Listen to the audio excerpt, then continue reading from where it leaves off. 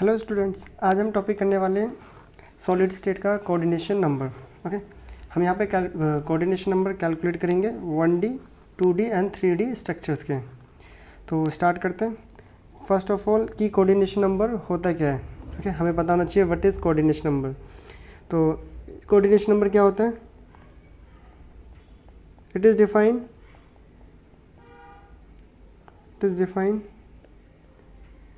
the number of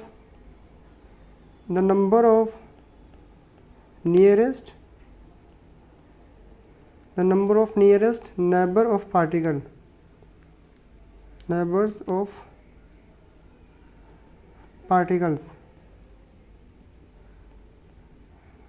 is called coordination number। Means इसका मतलब होता है, देखो यहाँ पे लिखा है the number of nearest neighbour of particles. एक एटम के आसपास पड़ोस में कितना एटम्स प्रेजेंट हैं उसको हम कोऑर्डिनेशन नंबर बोलते हैं। मतलब चलो समझ लेते हैं एग्जांपल लेके। पहला लेते हैं हम 1D का। अगर हम 1D की बात करें, 1D देखो ये एक एटम है, इसके जस्ट साइड में एक दूसरा एटम एंड ये थर्ड एंड ये फोर्थ। अगर मैं इसको एटम बोलता हूँ, इस एटम का कोऑर्डिनेशन नंबर मीन्स इस एटम का पड़ोसी कौन कौन है। एक ये होगा, ये फर्स्ट वाला, और एक ये सेकंड। तो इसके पड़ोसी कितने हैं? 2, 1 एंड 2। देन इसका कोऑर्डिनेशन नंबर कितना हो गया? Coordination number 2। ओके, देखो दोबारा देख लेते हैं। ये एक एटम है, अगर इस एटम की बात अगर मैं करूं तो इसके पड़ोसी एटम कौन कौन है? देखो इसके पड़ोसी एटम होंगे एक ये साइड वाला और दूसरा ये साइड वाला।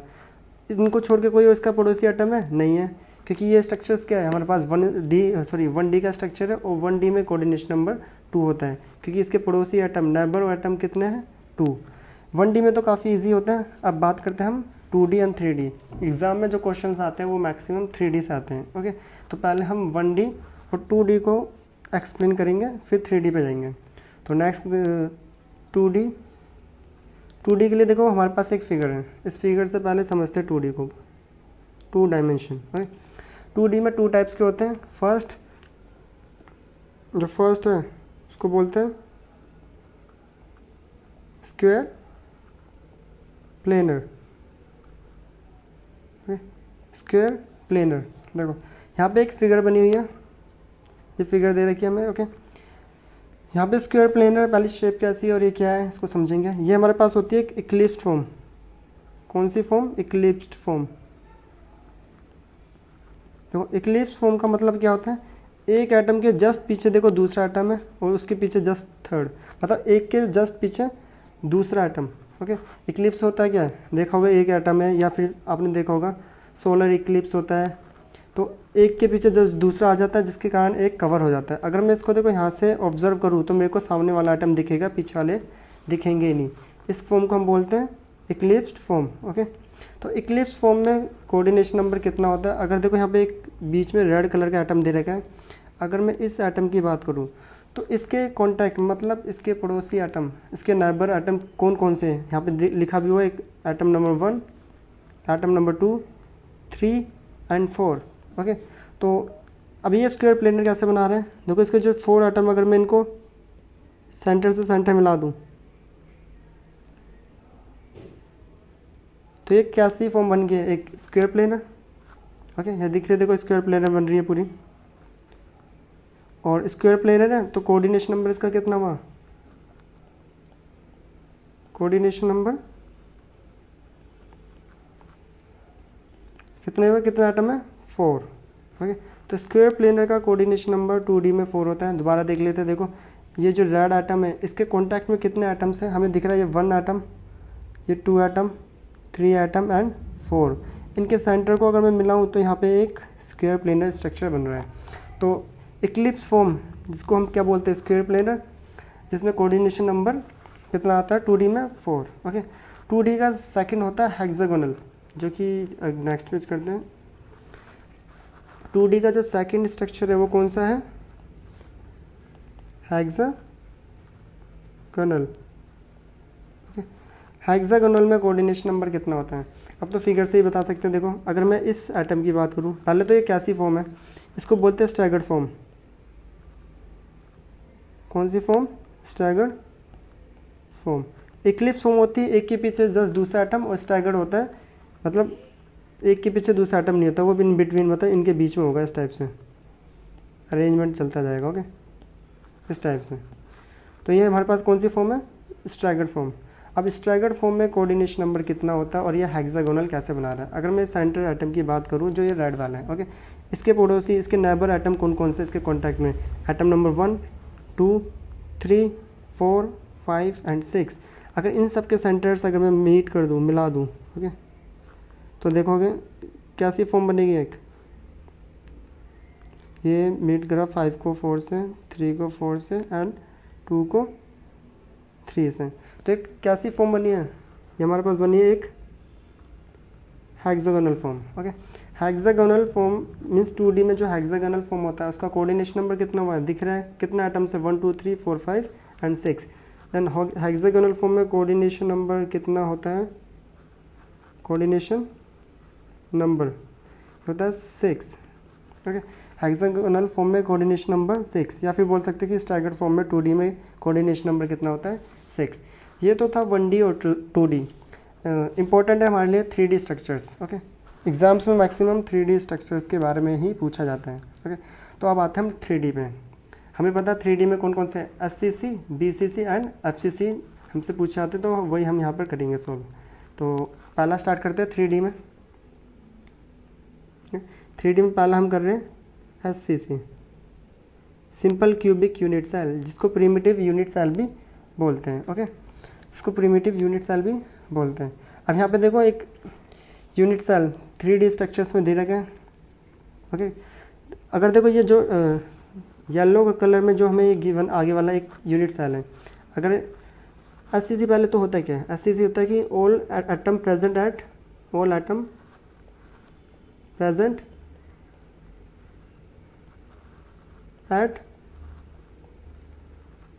Corner position. ओके, सारे एटम जब कॉर्नर पे प्रेजेंट हो। अगर मैं ये येलो वाले एटम की बात करूँ, देखो इस पे दिख रहा है सारे एटम कहाँ पर हैं? कॉर्नर्स पे। इनको मैं रेड से कर देता हूँ। दिख रहे हैं कॉर्नर वाले एटम? रेड से कर रहा हूँ मैं। ओके, ये 8 एटम्स, वहाँ पे थोड़ा सा वो पीछे वाला। ओके, ये कॉर्नर्स वाला एटम है, सिंपल क्यूबिक यूनिट सेल। अब इसमें पूछा जाता है कि कोऑर्डिनेशन नंबर कितना होता है? कोऑर्डिनेशन नंबर कितना होता है SCC में? अब देखो यहाँ पे बहुत इंपॉर्टेंट है। अगर मैं इसके कॉर्नर एटम की बात करूँ तो उसको दूसरे कलर से लेता हूँ, एक एटम को। ओके, ये एक एटम है कॉर्नर का। इसके नेबर वाले मतलब इसके पड़ोसी एटम कौन कौन से हैं? अगर देखो मैं देखूँ तो एक एटम तो ये होगा जो आगे मैंने ब्लू से स्टार्ट करा है, 1। ओके, सेकंड की बात करूँ तो सेकंड ये इसका साइड वाला, कितने हो गया? 2। थर्ड एटम की बात करूँ तो थर्ड एटम जो है ये इसके नीचे, पता है ना, ये पूरे एक दूसरे के कॉन्टेक्ट में होते, याद होगा। इस टाइप से हम तभी स्ट्रक्चर्स ड्रॉ करते थे। तो ये कॉर्नर का एटम होता है और ये दूसरा। ओके, ये दोनों एक दूसरे के कॉन्टैक्ट में होते हैं। तो मतलब ये इसका हुआ 1, 2, 3, 3 तो हो गए। अगला देख लो, इसके जस्ट दूसरे कलर से लेते हैं, इसके जस्ट पीछे वाला 3D में कोऑर्डिनेशन नंबर कितना हो गया? 4। इसके ऊपर वाला भी होगा एक,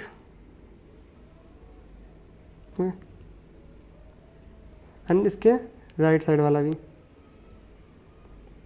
तो कोऑर्डिनेशन नंबर यहाँ पे कितना हो रहा है? 6। देखो मैं किस एटम की बात कर रहा हूँ? ये सेंटर वाले की बात कर रहा हूँ। ब्लैक से कर देते हैं। ओके, अब देख लो इसके, देखो ये रहा 1, 2, एक ऊपर वाला 3, लेफ्ट 4, ये 5 एंड नीचे 6। तो SCC में कोऑर्डिनेशन नंबर कितना होता है? अगर मैं कोऑर्डिनेशन नंबर की बात करूँ, कोऑर्डिनेशन नंबर SCC में 6। ओके, याद करने की जरूरत नहीं है, कंसेप्ट से पता होना चाहिए। देखो इस एटम की बात करूँ ब्लैक वाले के, तो इसके नेबर एटम कौन कौन से हैं? तो यहाँ हमें दिख रहा है, देखो ये 3 तो मेरे पास रेड वाले और 3 ये ब्लू वाले हैं। इनको छोड़ के इनके पड़ोसी कोई भी एटम नहीं है। ओके, तो इसका कोऑर्डिनेशन नंबर कितना होता है 6। तो ये क्लियर। अगला आता है BCC, body centre cubic unit cell. Okay, second 3D में अगर मैं सेकंड की बात करूँ, BCC सेकंड आता है।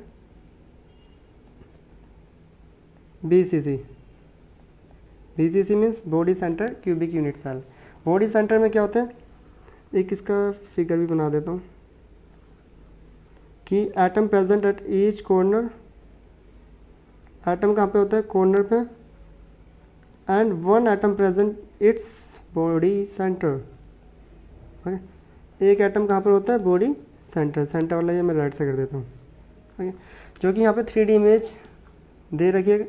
इस इमेज से काफ़ी इजीली आप सॉल्व कर पाओगे। देखो ये रहे कॉर्नर्स वाले वो 8 एटम जो मैं टिक मार रहा हूँ, और वो बॉडी सेंटर वाला। ओके, अब इस पर कोऑर्डिनेशन नंबर कितना होगा बॉडी सेंटर वाला एटम का। देखो ये एक एटम है, ये इसका कोऑर्डिनेशन नंबर कितना होगा, ये कितना एटम से कॉन्टैक्ट है में साफ दिख रहा है। देखो 4 तो ऊपर है, 1 2 3 एंड 4। अब 4 ऊपर है तो 4 नीचे भी होंगे, 5 6 7 और 8 इसके पीछे, वो दिख नहीं रहा 3D की वजह से। ओके, तो कोऑर्डिनेट कितने से कॉन्टैक्ट में, ये 8 एटम से। तो BCC की अगर मैं बात करूँ, ओके BCC स्ट्रक्चर की, तो कोऑर्डिनेशन नंबर कितना होता है BCC स्ट्रक्चर में, कोऑर्डिनेशन नंबर होता है 8। दोबारा देख लेते हैं, इस स्ट्रक्चर इस एटम की बात कर रहा हूँ, इसके कॉन्टैक्ट में कितने एटम है, ये रहा 1 2 3 एंड 4। ऊपर 4 है एंड 4 इसके बिलो है, 5 6 7, एक इसके पीछे साइड में होगा, 3D की वजह से वो दिख नहीं रहा है। ओके, तो कितने हो गए 8। तो coordination number BCC structure body centre में कितना होता है 8। एंड लास्ट हमारे पास आता है FCC, face centred.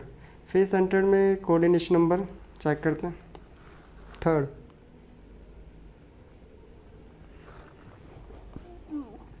Face centre की अगर बात करें, देखो FCC,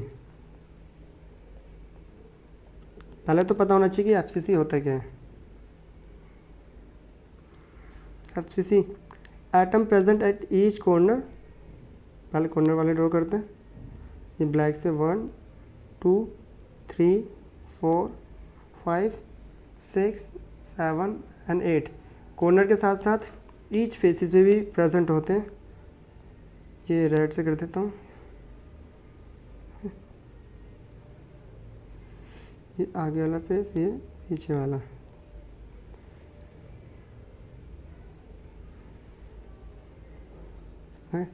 यहाँ पे हो गया 1 2 3 4 5 6, ठीक है। तो atom present at each faces, corner के साथ साथ कहाँ पे प्रेजेंट होते हैं फेसेस पे। कितने फेसेस के, क्यूब के 6 फेसेस होते हैं, और 6 मैंने ये ड्रॉ कर दिया। देखो ये ऊपर वाला, ये नीचे वाला और ये साइड वाले, उनको एक साथ मैंने मीट कर दिया एक लाइन से। ओके, अब यहाँ पे आता है कि इसका कोऑर्डिनेशन नंबर कितना होता है।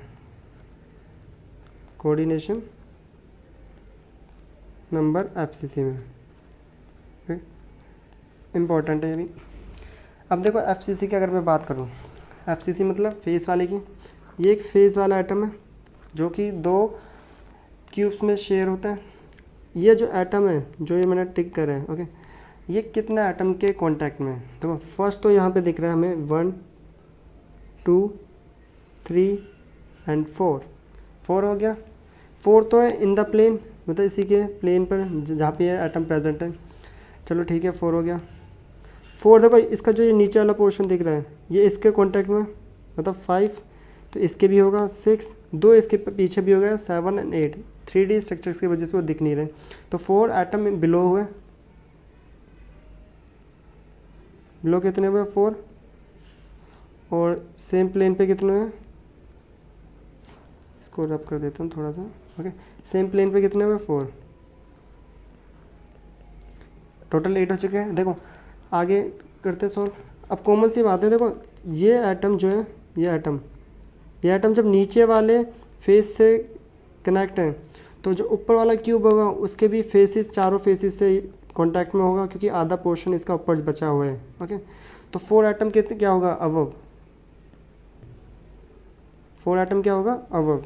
तो टोटल यहाँ पे एटम कितने हो गए, तो टोटल होते हैं 4 8 and 12। Then coordination number is FCC is 12। Okay. Then दोबारा से देखो समझ लेते हैं इसका कोऑर्डिनेशन नंबर कितना होता है। इसको थोड़ा सा रब करके एक बार और, ओके। अगर इसका कोऑर्डिनेशन समझते हैं, ओके, दूसरा कलर ले लेते हैं। मैं इस आइटम की बात कर रहा हूँ, इसकी। ये कितने के कॉन्टैक्ट में देखो दिख रहा है 1 2 3 4। सेम प्लेन में कितना आइटम हुआ है 4। इसका जो ये नीचे वाला पोर्शन है ये दिख रहा है, ये देखो इनके कॉन्टैक्ट में भी है, ओके। इस फेज़ के तो इस वाले फेज़ के भी होगा, 2 हो गए। 2 इसके उस साइड भी है, एक इस साइड वाला फेस होगा और एक इस साइड वाला। 3D की वजह से वो दिख नहीं रहा, ओके। तो बिलो कितना हो गया 4, ठीक है। अब इसका हाफ पोर्शन, इस आइटम का हाफ पोर्शन ऊपर है, तो ये ऊपर वाले क्यूब के ऐसे जो फेस होंगे सेम एज इट इज़ उनके कांटेक्ट में भी होगा। तो अब भी कितने फेस हुए इसके 4। देन कोऑर्डिनेशन नंबर FCC का कितना हो गया है 12, ओके। तो यहाँ पर हमने फाइनली क्या देखा कि जो कोऑर्डिनेशन नंबर होता है 2D में, 2D की अगर मैं बात करूँ, 2D में स्क्वायर प्लेनर का कोऑर्डिनेशन नंबर होता है 4। हेक्सागोनल का coordination number 6, okay. Then 3D की अगर हम बात करें, 3D में BCC का कोऑर्डिनेशन नंबर SCC,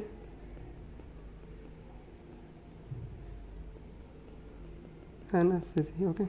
देन इनका कोऑर्डिनेशन नंबर पहले हमने SCC का निकाला था जिसका कोऑर्डिनेशन नंबर 6 आया था, फिर BCC का कैलकुलेट करा था जिसका कोऑर्डिनेशन नंबर 8 आया था। देन हमने FCC का कोऑर्डिनेशन नंबर कैलकुलेट करा, उसका आया 12, ओके। तो यहाँ पे हमने 2D 3D स्ट्रक्चर्स के कोऑर्डिनेशन नंबर कैलकुलेट कर लिया है, ओके।